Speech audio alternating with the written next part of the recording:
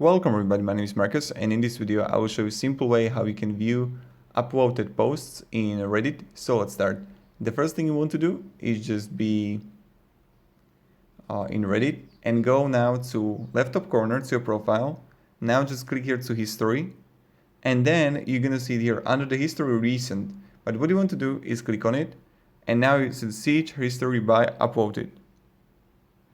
And bang. This is what everything I upvoted in the past, 5 months.